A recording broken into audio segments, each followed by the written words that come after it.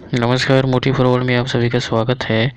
आज हम लोग पढ़ेंगे एनसीईआरटी विज्ञान यानी कि क्लास 8 अध्याय नंबर 4, जिसका नाम है पदार्थ, धातु और अधातु, जो railway, SSC, BPSC, UPSC and other competitive exams के लिए बहुत ही महत्वपूर्ण है। अगर आपने पहले वाला वीडियो यानी कि अध्याय 3 नहीं देखा है तो वो देख ले, उसके बाद ही आपको अध्याय नंबर 4 समझ में आएगा, जो डिस्क्रिप्शन में आपको मिल जाएगा। तो चलिए स्टार्ट करते हैं। धातुओं का वह गुण जिसे उन्हें खींचकर तारों में परिवर्तित किया जा सकता है तन्यता कहलाता है। यानी कि तारों को खींचकर परिवर्तित करने वाले को क्या कहते हैं? तन्यता कहते हैं। कुछ पदार्थ कठोर, चमकीले, आघातवर्ध, तन्य, ध्वनिक और ऊष्मा तथा विद्युत के सुचालक होते हैं, धातु कहलाते हैं। यानी कि जिसे विद्युत द्वारा प्रवाहित होता है, जैसे आयरन, कॉपर, एल्युमिनियम, कैल्शियम और मैग्नीशियम, ये सारे धातु हैं जिसके द्वारा विद्युत धारा प्रवाहित होते हैं। सोडियम और पोटेशियम धातु नरम होते हैं और उन्हें चाकू से काटा जा सकता है। यानी कि सोडियम और पोटेशियम इतने नरम धातु होते हैं कि उन्हें आसानी से हम चाकू के द्वारा काट सकते हैं। सोडियम का सूत्र होता है Na और पोटेशियम का होता है K। मरकरी पारा केवल ऐसा धातु है जो कमरे के तापमान पर द्रव अवस्था में पाया जाता है। यानी कि मरकरी जो है से किस अवस्था में पाया जाता है? यानी कि द्रव की अवस्था में पाया जाता है। जो कॉपर के बर्तन को लंबे समय तक नम वायु में खुला रखा जाता है तो उस पर एक हल्की हरी परत जम जाती है। यह हरा पदार्थ कॉपर हाइड्रोक्साइड CuOH2 और कॉपर कार्बोनेट CuCO3 का मिश्रण होता है। यानी कि जब कॉपर के बर्तन को वायु यानी ऑक्सीजन में छोड़ा जाता है तो उस पर एक हल्की हरी परत जम जाती है, जो कॉपर हाइड्रोक्साइड और कॉपर कार्बोनेट का मिश्रण होता है।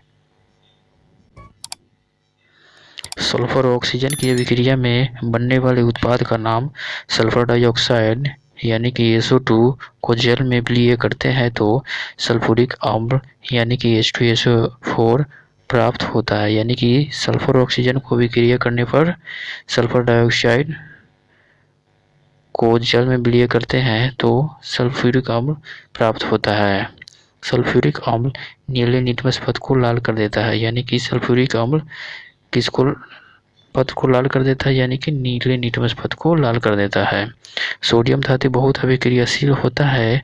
यह ऑक्सीजन और जल के साथ अत्यंत तीव्र अभिक्रिया में बहुत अधिक ऊष्मा उत्पन्न होती है, इसीलिए यह मिट्टी के तेल में संचित रखा जाता है। यानी कि सोडियम धातु इतना अभिक्रियाशील होता है कि वह ऑक्सीजन के संपर्क में आने पर पूर्णतः वह ज्वल उठता है। यानी कि वह मतलब कि अभिक्रियाशील होते हैं बहुत ज़्यादा, इसीलिए वो ऑक्सीजन के संपर्क में आने पर जलने लगते हैं, इसीलिए उन्हें मिट्टी के तेल में रखा जाता है। सामान्यतः अधातु जल से अभिक्रिया नहीं करते हैं, यद्यपि वे वायु में बहुत सक्रिय हो सकता है। इस प्रकार के अधातुओं को जल में रखा जाता है। फास्फोरस बहुत ही सक्रिय अधातु है। वायु में खुला रखने पर यह आग पकड़ लेता है। फास्फोरस से वायुमंडलीय ऑक्सीजन का संपर्क न हो, इसीलिए इसे जल में रखा जाता है।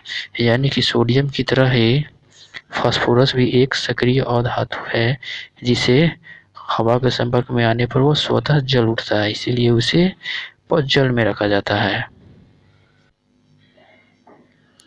अधातु के उपयोग। प्रथम है, अधातु हमारे जीवन के लिए आवश्यक है और जिसे सभी सजीव श्वसन के समय अंदर लेते हैं।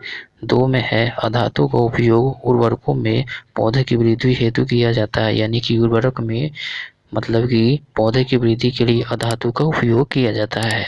अधातु जिसका बैंगनी रंग का विलयन एंटीबायोटिक के रूप में घाव पर लगाया जाता है। यदि कोई पदार्थ रासायनिक अभिक्रिया द्वारा ठंडा करके गर्म कर अथवा वैद्युत अपघटन द्वारा और अधिक विघटित नहीं किया जा सकता है तो वह तत्व कहलाता है। परमाणु तत्व की सबसे छोटी इकाई होती है। यानी कि तत्व की सबसे छोटी इकाई कौन होती है? परमाणु होती है। प्राकृतिक रूप से पाए जाने वाले तत्व की संख्या 94 से अधिक नहीं है, यानी कि प्राकृतिक रूप में जो पाए वाला जो तत्व है उनकी संख्या 94 है। धातुओं में चमक होती है जबकि अधातुओं में चमक नहीं होती है, यानी कि धातु में चमक होती है यानी कि वो चमकता है, और अधातु में चमक नहीं होती यानी कि वो चमकता नहीं है। सामान्यतः धातु अघात वर्धनीय और तन्य होते हैं, अधातु नहीं होते हैं। जो क्या होते हैं, जो धातु अघात वर्ध और तन्य होते हैं वो अधातु नहीं होते हैं। सामान्यतः धातु ऊष्मा और विद्युत के सुचालक होते हैं परंतु अधातु नहीं होते, यानी कि जो धातु ऊष्मा और विद्युत के सुचालक होते हैं वो अधातु नहीं होते हैं। दहन करने पर धातु ऑक्सीजन से अभिक्रिया कर अधातु ऑक्साइड बनाते हैं जो क्षारीय प्रकृति के होते हैं, यानी कि दहन करने पर धातु जो है से कि किससे अभिक्रिया करता है, यानी कि ऑक्सीजन से अभिक्रिया कर अधातु ऑक्साइड बनाते हैं। अधातु ऑक्सीजन से अभिक्रिया कर अधातु ऑक्साइड बनाते हैं जिसकी प्रकृति अम्लीय होती है, यानी कि अधातु जो है से कि ऑक्सीजन से अभिक्रिया करती है तो अधातु ऑक्साइड बनाती है जिसकी प्रकृति अम्लीय होती है। कुछ धातु जल से अभिक्रिया कर धातु हाइड्रोक्साइड और हाइड्रोजन गैस उत्पन्न करते हैं, अधातु जल से अभिक्रिया नहीं करती है, यानी कि कुछ जो धातु होते हैं वो जल से तो अभिक्रिया करते हैं और हाइड्रोक्साइड और हाइड्रोजन गैस उत्पन्न करते हैं, और अधातु जो है से कि जल से अभिक्रिया नहीं करते हैं। धातु अम्लों से अभिक्रिया करते हैं और धातु लवण और हाइड्रोजन गैस बनाते हैं, यानी कि धातु अम्ल से अभिक्रिया करते हैं और धातु लवण और हाइड्रोजन गैस बनाते हैं, और धातु अम्ल से अभिक्रिया कर हाइड्रोजन गैस देते हैं।